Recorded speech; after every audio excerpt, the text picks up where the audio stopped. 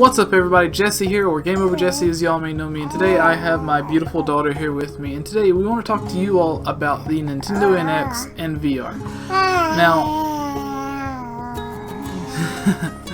Now, everybody thought that the Nintendo NX was going to be shown off at E3 this year with gameplay and trailers and what the console looks like and everything. But that's not the case. We're not going to be getting it this holiday season. It's been delayed until March 2017.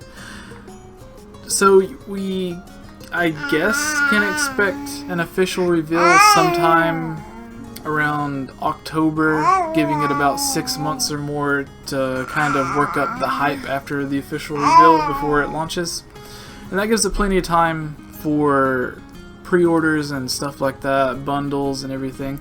And Nintendo's official statement is that they delayed it so it would have a strong lineup, which makes sense. You don't want to launch a console like how they did with the Wii U, to where there's hardly any games and there's like a big drought.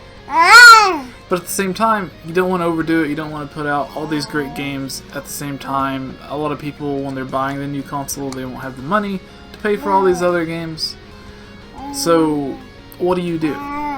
Anyways, that's Nintendo's official statement. But another statement has came out saying that Nintendo NX was delayed so they could have VR support. Now, this in a way makes sense, but at the same time it goes against something that Nintendo said. At E3 they were asked about VR and other companies, if they've checked out their VR and stuff. And Reggie, the president of Nintendo of America, made a statement saying that VR wasn't in an exciting place right now. It wasn't exciting to him or Nintendo, and they weren't interested in it. But then at that same E3, he was interviewed again after he was seen leaving, I think, PlayStation VR or Project Morpheus, whatever it was called at the time. And he said it was interesting. He liked what he's seen and everything. So in that same E3, he gave two completely different statements to two completely different things. So obviously Nintendo's interested in it. They messed around with VR with the Virtual Boy a long time ago, but the technology wasn't up to it.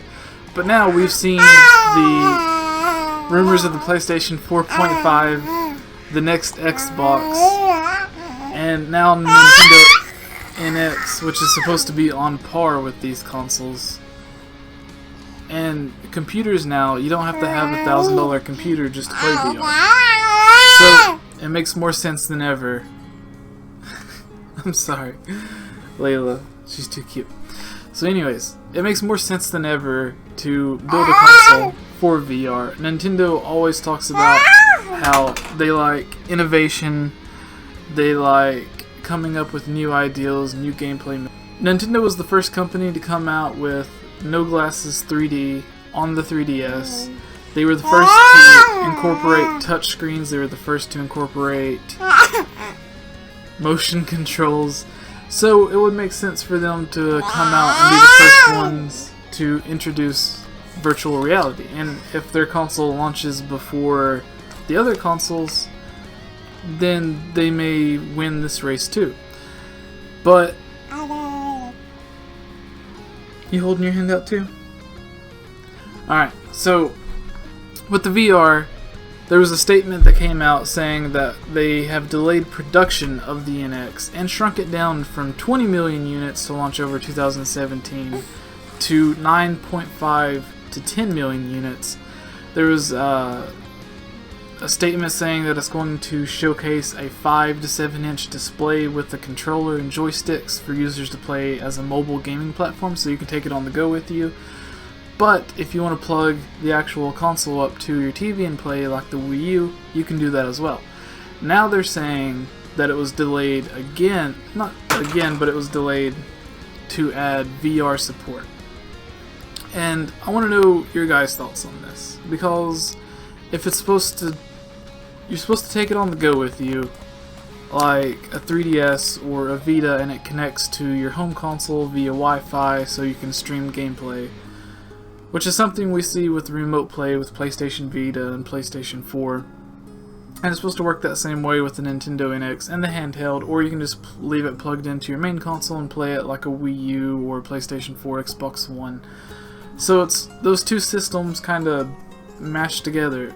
But now it's a third system because it's adding VR support, which makes perfect sense because if they have the technology to stream the video from the Wii U to the gamepad, or from the NX to whatever the gamepad for the NX controller is, and PlayStation 4 does this with the Vita and the PlayStation 4, then why can't Nintendo come out with VR glasses or whatever that'll simply stream the gameplay to the glasses? If they already have the technology, it just makes sense for them to do it.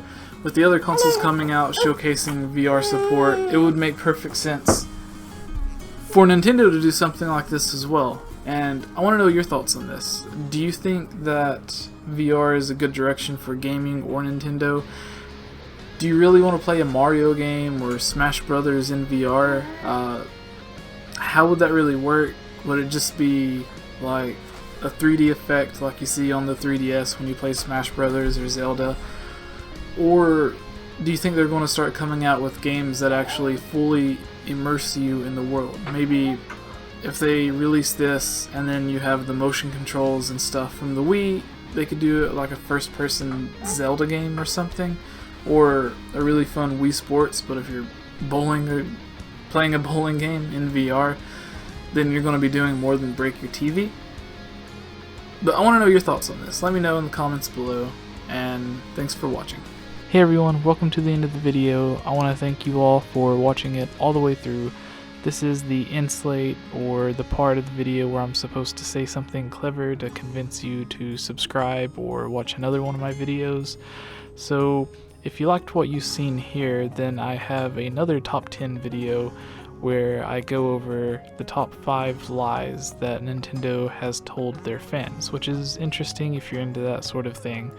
And then if you're into Zelda or just Nintendo games in general, I have another awesome video that I'm really proud of, where I collaborated with Yuri of Wind, HMK, McIntyre Productions, and several others to come up with a Zelda theory on who built Hyrule. We all know Hyrule from the game's overworld. In most Zelda games, it's the world that you're in, and you never really stop and think who actually built all of this. So we worked together, Yuri of Wind, HMK, McIntyre Productions, and we recorded this theory. I hope you guys like it. And last but not least, I want to take the time to thank my Patreons for actually making this video possible. If it wasn't for their support on patreon.com/GameOverChessy, then I wouldn't have really had the time to put forth to actually make this video. So thank you Alex Myers, Gus Calvo, Jonathan, the Itch Network, and Julio Rodriguez. Thank you all for your support and contributions on patreon.com. And if you would like to help support this channel as well, to help me create videos like this, or give me ideas, or even be in some of my videos, please head over to patreon.com/GameOverJesse